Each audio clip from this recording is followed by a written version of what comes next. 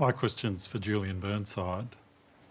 Our government vilifies asylum seekers by falsely accusing them of being illegals. They've set up a wall of secrecy around them. They lock up innocent men, women and children in concentration camps without charge or trial. Now Tony Abbott's condoned human rights abuses in Sri Lanka, and he's provided ships so that people under persecution can't escape. Should we condemn these shameful actions as unworthy of Australia? Now, I know you said it's for Julian. I'm going to throw it to Tara first, because we haven't heard from Tara for a while. Look, that's a question that really goes to the heart of something that's been bothering me a great deal. You know, I don't understand how we became so extreme. I really don't.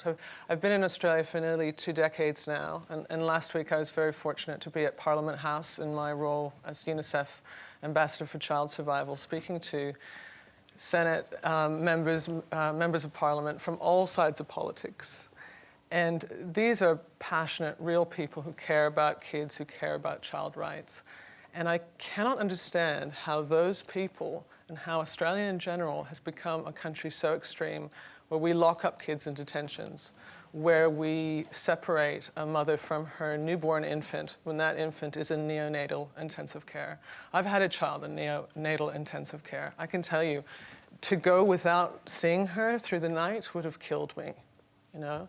So why do we do this? Why is this a matter of national security to protect us from kids who are escaping terrible trauma? And we can't pretend these traumas aren't happening. We know they are, because we know what's happening in Syria. We see it on the news every day, and we have troops in Afghanistan. We know that these terrible things are happening. So I really don't understand how we became such an extreme country in this respect. And when we look at the international community, we see that indeed we have become extreme. The UNICEF emergency chief was speaking to us at Parliament House, and he is stationed, he's an Australian, and he is stationed at the moment in Beirut.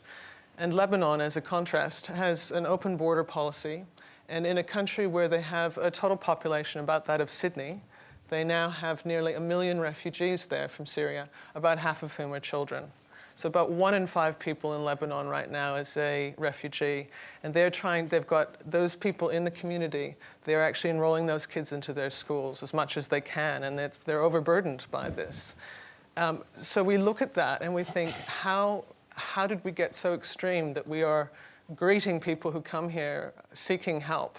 We're greeting them with our military boats. I struggle to understand this, and I'm hoping some of the colleagues here. Well, I mean, I imagine you're actually talking about both the previous government and the current government. Absolutely. So let's hear from Chris Bowen. And I've spoken out about this, Sure. as Mr. Bowen might well remember, when he was immigration minister. And another thing, just quickly, I know I'm taking time. It'll have to be quick because we don't have a lot of time. Absolutely. One thing we need to keep in mind is our immigration minister is the guardian of the unattended minors who come here. And I would put forward the idea that we should have an advocate whose job it is to be the guardians for those kids, because at the moment, their guardian and their jailer are the same person. And I think that's not right. OK, Chris Bowen first.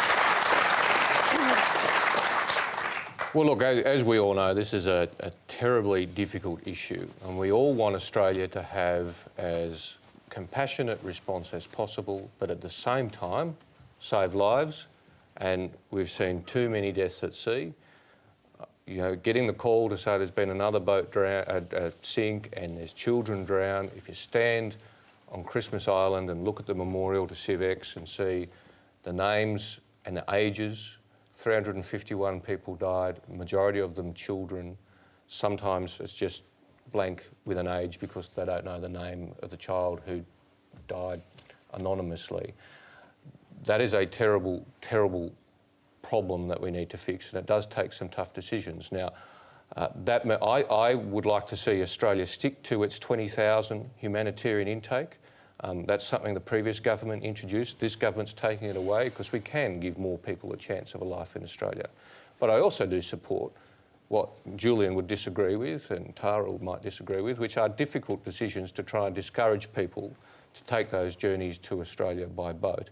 And on the issue of secrecy, it is completely unacceptable.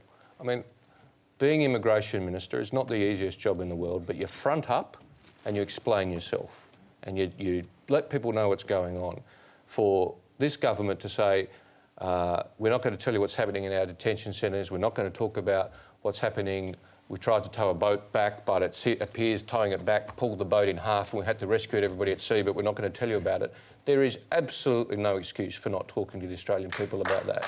Okay. Absolutely. All right. Julian Burnside, and then I'll go to Josh. First of all, I agree with the thrust of the question, and I'd like to deal with what Tara raised. I think we've become this extreme because since 2001, coalition governments have constantly called boat people illegal, as you point out. Scott Morrison, in the last 12 months, has repeatedly said that if they're going to be housed in the community, they should be required to report to the police. They shouldn't be placed near vulnerable people. They shouldn't be placed near children. All of these things are calculated to make the public think these are dangerous criminals coming into the community, and they're not. Now, of course, it's a sensible response to try and protect yourself against dangerous criminals. When you discover that they're just women and children running from persecution, then your response will be very different. Now, you know, Chris mentioned the CivX, 353 people drowned when the CivX went down. The CivX is a really good illustration why the current policy of reverting to TPVs is actually basically very cynical. Because the CivX, most of the people who drowned, most of the women and children who drowned when the CivX went down in October 2001 were women and children whose husbands and fathers were living in the community in Australia on temporary protection visas. The problem is the visas have a condition, which is you can't get family reunion. And if you want to get back together with your family, they have to use people smugglers. It's the most obvious magnet which will cause people to drown at sea if you impose temporary protection visas with no family reunion. The other thing that I think is worth bearing in mind is that, you know, of course every drowning is tragic, but if what we do is push them back so they stay back in Afghanistan or Pakistan or wherever they are and get killed there, they're just as dead as if they drown. They drown because they take a risk trying to escape something worse. And I think it's pretty arrogant of us to say that we're actually concerned about them drowning and say, well, you just go and die conveniently somewhere else where we don't have to notice it. Okay, I'm going to bring in the rest of the panel. We have another question on this subject. I'll